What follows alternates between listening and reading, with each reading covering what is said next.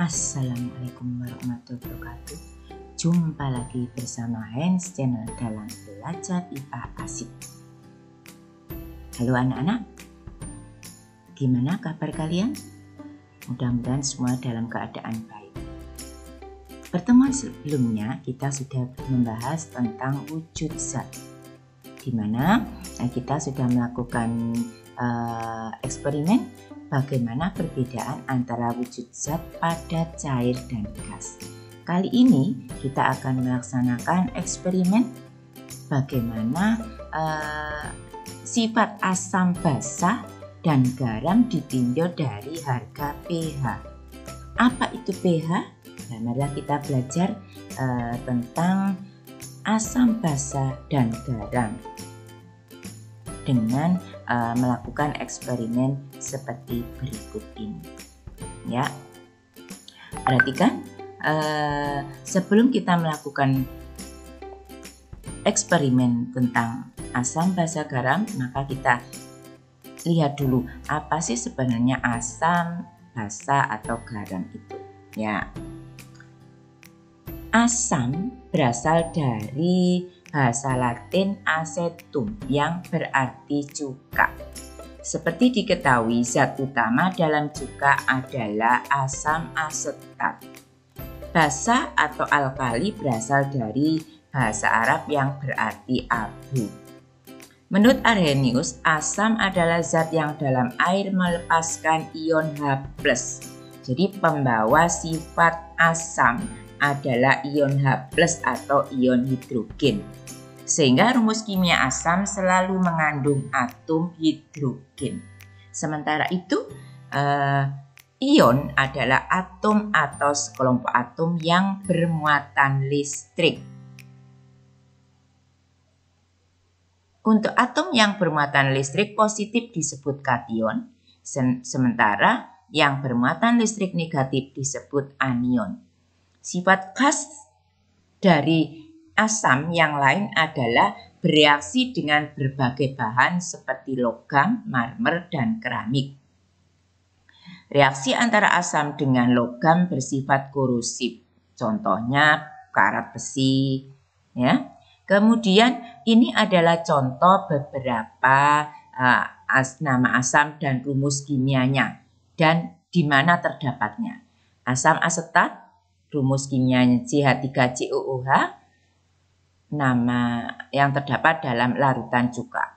Asam askorbat C6H9G6 terdapat pada jeruk. Asam sitrat, ya, kemudian terdapat pada jeruk C6H8O7 pada jeruk. Kalau asam askorbat C6H8O6, ya, pada tomat, sayur, dan juga jeruk dan sebagainya, ya. Sampai asam benzoat, ini biasanya untuk pengawet C6H5COH pada bahan pengawet makanan. Sementara untuk asam laktat C3H6O3. Sementara basa adalah senyawa yang jika dilarutkan dalam air dapat melepaskan ion hidroksida atau OH-. Oleh karena itu, semua rumus kimia basa umumnya mengandung ion OH- atau ion hidroksil. Nama basa contohnya AlOH 3 kali, aluminium hidroksida, terdapat pada obat mah atau deodoran. Kalsium hidroksida, CaOH 2 kali, kalsium hidroksida dalam plester. Magnesium hidroksida, MgOH 2 kali pada obat pencahar atau antacid. Natrium hidroksida atau NaOH pada sabun atau pembersih atau saluran air. Ya.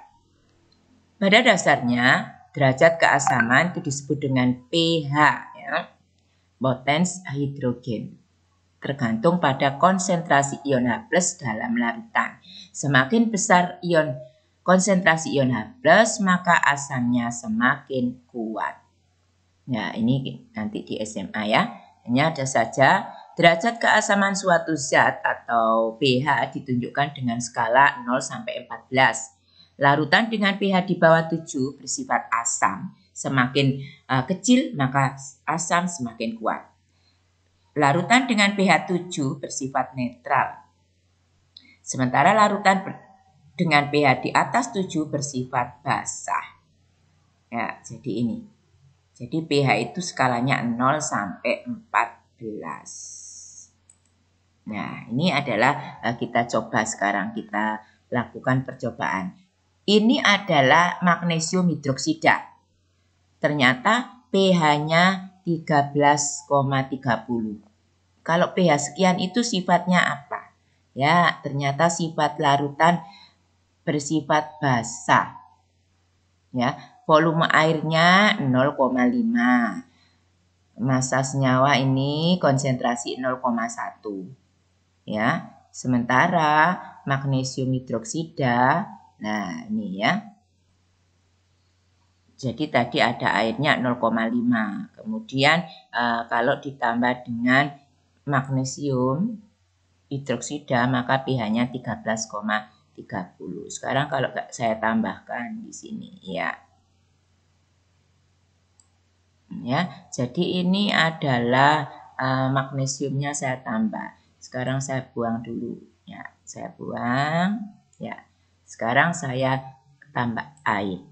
Saya kasih air. Ya. Saya kasih air, maka pH-nya turun. Karena airnya semakin banyak, basanya tadi semakin turun. Ya.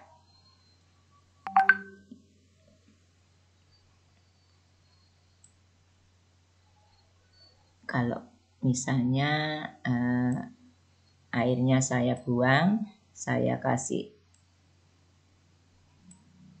ya seperti ini ya. Dia pH-nya 12, masih bersifat basah ya. Sekarang kita coba kita lihat yang zatnya asam klorida, yang bersifat asam klorida ya. Ternyata pH asam klorida itu 1. Kita lihat ya. Volume air hanya 0,5 liter. Kemudian ditambah dengan asam klorida, maka pH-nya menjadi 1. Sifat larutan asam. Ya, sifat larutan asam. Kalau airnya saya tambah, maka keasamannya berkurang. Ini ditunjukkan dengan naik. pH-nya semakin besar. Tadi kalau pH semakin besar maka makin bersifat basah atau keasamannya kurang. Ya, jadi ini. Kita coba kita tambah lagi misalnya kalium hidroksida.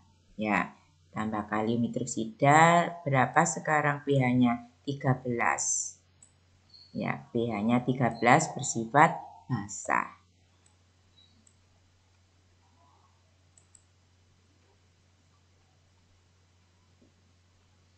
Ini saya buang. Tidak ada asam, tidak ada basah, kita kasih air saja. Ya, saya kasih air, ternyata pH-nya 7. Ya, air pH-nya 7. Bersifat netral. Jadi air ini bersifat netral. Air saya tambah berapapun, ya pH-nya tetap tidak berubah karena dia bersifat netral. Coba saya tambah dengan zat lain. Ya, ini saya kurangi airnya. Terus saya tambah. Ya, saya tambah dengan kalium hidroksida. Maka pH-nya naik. Yang semula 7 naik. Ya, ini larutan bersifat basah. Inilah. Jadi, larutan akan bersifat asam jika di bawah 7. Ingat larutan ya, berarti harus dicampur dengan air dulu zatnya. Kemudian kalau pH 7 maka dia bersifat netral. pH di atas 7 maka bersifat basah. Ini adalah cara mengidentifikasi asam basah dengan melihat pH atau derajat keasaman suatu zat, ya, derajat keasaman suatu zat. Ya.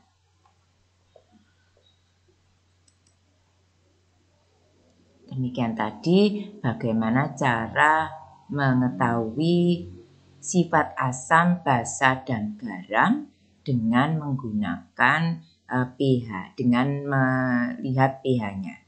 Kalau pH di bawah 7 berarti bersifat asam, pH 7 bersifat netral atau garam, dan pH di atas 7 bersifat basah.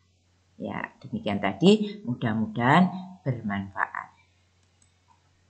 Assalamualaikum warahmatullahi wabarakatuh.